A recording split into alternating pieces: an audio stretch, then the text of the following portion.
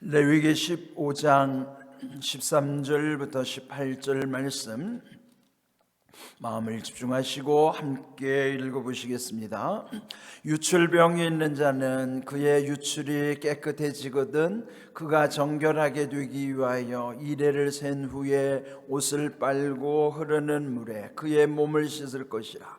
그러면 그가 정하리니 여덟째 날에 산비둘기 2마리나 집비둘기 새끼 2마리를 자기를 위하여 가져다가 회막문 여호와 앞으로 가서 제사장에게 줄 것이요 제사장은 그 1마리는 속죄제로 다른 1마리는 번제로 드려 그의 유출병으로 말미암아 여호와 앞에서 속죄할지니라. 설정한 자는 전신을 물로 씻을 것이며 저녁까지 부정하리라. 정수가 묻은 모든 옷과 가죽은 물에 빨 것이며 저녁까지 부정하리라. 남녀가 동침하여 설정하였거든 둘 다 물로 몸을 씻을 것이며 저녁까지 부정하리라. 아멘. 이 레위기의 큰 주제는 거룩함입니다. 하나님 아버지께서 거룩하신 것처럼 하나님의 자녀들인 우리도 거룩해야 된다 하는 것이죠. 그래서 그 거룩에 앞서서 정결하도록, 그러므로 우리 안에 있는 모든 더럽혀진 것, 부정한 것들을 씻을 뿐만 아니라 그 정결의 과정 속에서도 또 하나님의 거룩함에 이르는 그 방법을 계속 말씀해 주시는 것이죠. 레위기 11장부터 15장까지의 이 말씀이 곧 정결례에 관한 정결법의 말씀이라 했어요. 특별히 이 지금 15장은 남녀 간의 어떤 성적 생활에 있어서의 거룩함을 강조하는 내용이에요. 어제 묵상했던 말씀의 부분들이 그런 어떤 부정한 현상들, 그 중에서 특별히 유출병에 관해서, 유출이라고 하는 것은 말뜻 그대로 몸 안에서부터 밖으로 흘러나오는 것. 그것이 이제 어제 말씀드린 대로 정액과 피와 고름, 그래서 어떤 성병에 관한 그 경각심을 심어주는 내용이기도 하다는 것이죠. 이제 오늘 읽은 말씀은 그 깨끗하게 하기 위해서 어떻게 해야 되는 것인가. 여기 보면 이레 동안 그 옷을 빨고 흐르는 물에 몸을 씻으라. 그리고 8째 날에는 하나님 앞에 이렇게 제사를 드려야 된다 하는 것이에요. 근데 여기 14절 둘째 줄에 보면은 자기를 위하여 그랬어요. 여러분, 예배라고 하는 것은 근본적으로는 자기를 위한 거예요. 하나님과 자기와의 관계라고. 여기에 보면 이런 정결례를 위해서도 오늘 여기 보면 산비둘기 2마리 또는 집비둘기 새끼 2마리, 그 2마리라는 것은 1마리는 속죄 제물로 드리며 또 다른 1마리는 번제 제물로 드리기 위함이라. 속죄라고 하는 것은 죄의 용서함을 받는 것이죠. 그런 다음에는 번제의 의미는 온전히 불살라 드려지는 것, 전적 헌신을 의미하는 거예요. 하나님께 전적으로 헌신하기에 앞서 우리가 이렇게 깨끗해져야 되는 속죄제, 죄 용서함이 먼저 있어야 된다 하는 말씀입니다. 이렇게 속죄제 그리고 번제 이렇게 드림으로써 그 유출병이 이제 씻어지도록, 깨끗할 수 있도록 이렇게 말씀을 하고 있는 것이죠. 16절에서는 또 설정에 관한 말씀이 나와요. 이 설정이라는 것이 결국은 남자의 정액이 이제 유출되는 것이죠. 그것도 일종의 유출에 관한 것인데, 그는 그 정액 자체가 씨, 즉 생명의 씨를 담보하고 있기 때문에 이것을 하나님이 함부로 취급하지 않도록 하시는 거예요.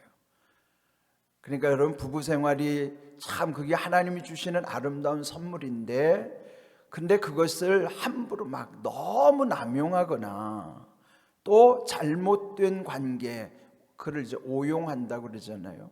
잘못된 성관계 또 너무나 남발해가지고 막 그냥 그게 너무 과도할 때, 근데 이런 것은 다 좋은 게 아니잖아요. 우리 역사에도 보면 조선시대 때 왕들이 대부분 단명한 왕들이 많아요. 대개 역사를 보면 40살 이상 산 왕들이 많지 않고요. 대개 왜 40 전후에 단명했는가? 그는 보면은 그렇게 정욕을 이기지 못해서 건강을 잃어서 일찍 죽는 경우, 그게 많은 것이죠. 이런 것이 너무 남용하다 보니까 생겨지는 것이에요. 어찌하든지 이 남용과 오용이라고 하는 것은 이건 참 조심해야 되는 것입니다. 또 성경에도 보면요, 그런 예가 있어요. 창세기 38장 그 유다와 다말의 관계. 유다와 다말은 시아버지 며느리 관계잖아요. 그 내용을 이미 우리 앞에서 묵상했기 때문에 그 유다에게는 세 아들이 있었었죠. 그 첫째 아들, 둘째 아들, 셋째 엘과 오난과 셀라라고 하는 세 아들이 있었는데 그 마지 엘과 이 다말이라고 하는 여자를 혼인을 시켰어요. 그런데 이 첫 아들이 그만 하나님이 보시기에 악하여 죽은 거예요. 그러니까 그 당시 문화로 보면 계대 결혼 문화거든요. 계대라는 것은 그 며느리가 와서 그 마지하고 살다가 마지가 죽으면 둘째와 장가들어야 되는 거예요. 둘째도 죽으면 셋째하고 장가들어야 돼. 어쨌든 그 집의 씨를 이어가도록. 그런데 오늘 우리의 문화와는 다르죠. 그 시대 그곳의 문화이니까. 그런데 그 마지가 죽자 둘째 이 오난과 이 다말이 이제 부부가 돼서 사는데요. 이 오난 둘째 아들이 소위 말하면 설정을 한 거예요. 그럼 말하면 뭐냐면 자기의 씨를 그냥 그 여인에게 주지 않고 그냥 흩어져 버린 거죠. 하나님이 그걸 악하게 여기서 이 오난도 죽여버리는 거예요. 그러니까 이 유다에게 지금 세 아들 중에 둘 죽고 이제 하나 남았잖아요. 그러니까 겁이 덜컥 나는 거죠. 아이고 이건 막내 맞아 이러면 안 되는데. 그래서 그 며느리한테 말하는 거야. 친정에 가 있어라. 이 막내가 아직 어리니까 이 아이가 크면 그때 널 부르겠다. 그리고 친정으로 갔는데 안 부르는 거예요. 아이가 이제 그 씨가 생길 나이가 됐는데도 안 부르는 거예요. 그러는데요, 이 유다가 그러다가 자기 아내가 죽은 거예요. 그러니까 얼마나 인생이 힘들겠어요. 두 아들 잃었죠. 아내도 죽었죠. 막내하고 이제 사는데 그러다가 이제 그 양 털을 깎는 시즌이 돼가지고 딥나라고 하는 곳으로 올라갔어요. 그 사실을 누가 며느리한테 전해준 거야. 다말한테. 야, 너네 시아버지가 거기 양털 깎으러 이제 거기 왔다더라. 그러니까 이 며느리 다말이요, 과부의 옷을 벗고 그러면 이제 얼굴에 이렇게 가린 다음에 시아버지가 지나가는 길목에서 이렇게 이제 유혹하는 거예요. 그러니까 그 당시만 해도 이제 창녀들이 이제 그렇게 있었던 문화가 있었던가 봐요. 그러니까 이 유다가 그냥 자기 길을 가면 될 텐데 이게 문제인 거야 또. 예? 그래, 아내 죽었죠. 정욕은 돌죠. 그러니까 그 창녀 같은 여자가 보이자마자 거래를 하는 거예요. 청하건대 내가 너에게로 들어가게 하시오. 그러니까 이 여인이 내게 무엇을 주고 들어오겠나이까? 그러니까 내가 염소 새끼 한 마리를 주겠다. 그러면 증거를 주시오. 저당물을 잡히시오. 그래서 그 시아버지 갖고 있는 걸 도장과 끈과 지팡이를 딱 붙잡고 거기서 시아버지 시를 받은 거예요. 시아버지는 알지도 못하죠. 자기 며느리인지 깜짝하지 알지도 못하죠. 그리고 나서 그 다음날 염소 새끼를 갖다 주려고 했더니 흔적도 없이 사라진 거예요. 그래서 그냥 없는 듯 지냈는데 한 석 달이 지난 후에 소문이 들리는 거예요. 이것도 누가 전해준 거죠, 시아버지한테. 아니, 당신 며느리가 지금 배가 불러온다고 합디다. 그러니까 시아버지가 도를 거 아니에요. 그래가지고 당장에 그 여인을 갖다가 불살라 버리라 그런 거예요. 그러니까 이 여인이요 억울하니까 자기 증거물을 딱 보여준 거예요. 시아버지 할 말이 없죠. 예? 이렇게 해서 다말이 결국은 그 시아버지가 그 자기 약속을 어겼기 때문에 결국은 시아버지 씨를 받아서 그 집안 씨를 이어가는 거예요. 그래서 거기서 쌍둥이가 나왔네요. 근데 문제는 그 예수님의 족보를 쭉 보면요, 거기에 나오는 여인들의 첫 번째 이름이 이 다말이 나와요. 다말과 기생 라합과 룻이라고 하는 이방 여인과 밧세바라고 하는 이 불륜의 여인들, 보면은 제대로 된 여인들이 아니에요. 그런데 하나님은 왜 그들을 메시아의 계보 속에 집어넣으셨을까? 이것이 오늘 하나님의 긍휼하심이 그 속에 있는 거예요. 다말을 정죄하지 않았어요. 하나님은 다말의 중심을 보신 거예요. 쾌락을 위해서 한 게 아니라 당시에 그 하나님의 정말 하나님의 뜻을 생각하고 그 중심을 보았기 때문에 하나님이 다말을 정죄하지 않으셨어요. 그리고 메시아의 계보에까지 들어온 것이죠. 이게 보면은 물론 우리의 시대의 어떤 판단 기준을 가지고 판단하면 안 되죠. 하나님은 중심을 보시니까요. 그런데 여기서 문제는 그 말씀에서 보면요, 하여튼 중간에 소문이 다 오고 가고 하는데 세상에 비밀이 없다는 거, 이걸 우리가 두려워해야 되고, 또 하나는 이런 하나님의 뜻을 늘 기억하면서 살아야 되는 거예요.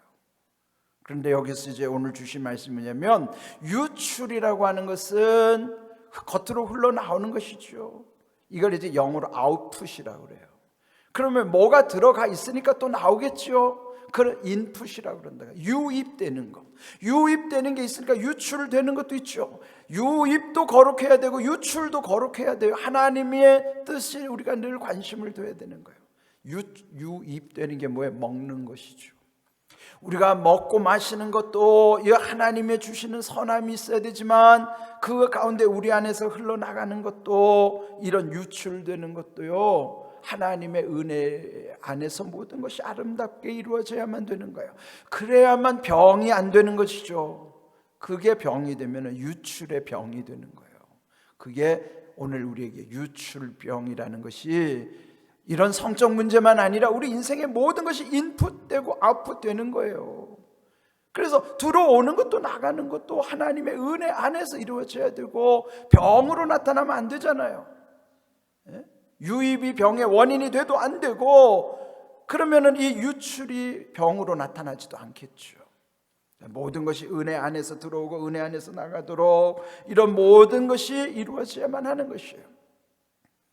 그래, 이제 그 중세기를 지나면서 기독교가 혼탁할 때요, 수도원 중심으로 신앙을 지키기 위해서 그 당시 가장 엄격하게 지켰던 게 뭐냐면, 인간을 무너지게 하는 7대 죄악, 영어로 말하면 The Seven Deadly Sins라고 하는 7가지 치명적인 죄악에 대해서 아주 엄격하게 자기들을 수행하는 데다가 적용했던 거예요. 그 첫 번째가 뭐냐면 교만이라고 하죠. 교만. 두 번째가 탐심. 세 번째가 오늘 여기에 주제인 세욕이에요. 세욕. 이게 음란의 영과 연결되는 세욕. 그 다음에 시기, 그 다음에 분노, 그 다음에 식탐, 그 다음에 게으름. 이런 7가지 치명적인 죄를 항상 마음에 새기고 거기에 그걸 끊어내려고, 그런 걸 씻어내려고, 그러니까 이런 모든 것을 항상 마음에 품는 거예요. 기억하죠? 앞자만 들으면 교탐색시 분식계예요. 옛날에 어른들은 색시 조심해야 된다. 색시 조심.